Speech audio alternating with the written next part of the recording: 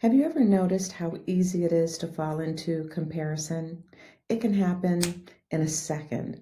One scroll, one glance, one thought of, why does their life look so much better than mine?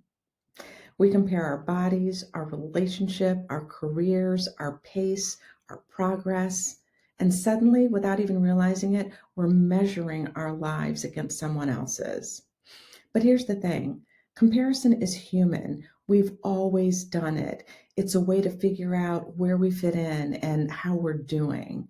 What's changed is the volume. We have constant access to other people's lives, their highlights, their milestones, their wins. And now there's something else that seems to be quickly falling into the comparison trap. And that is that more people are sharing the difficult parts of their lives, the struggle.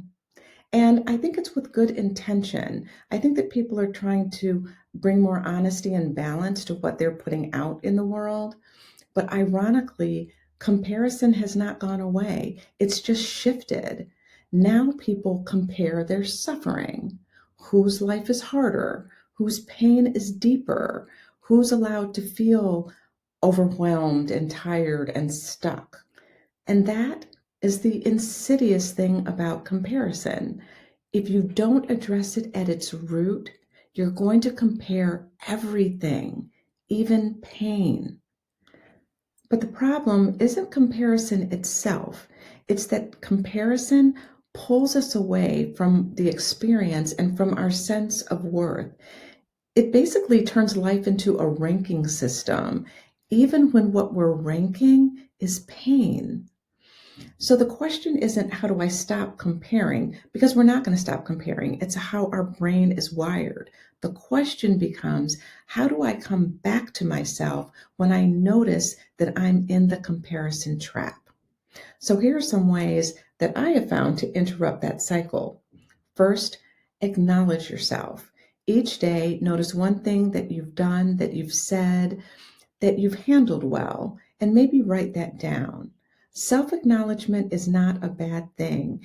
It's affirming and validating our own experience, and that can be very grounding.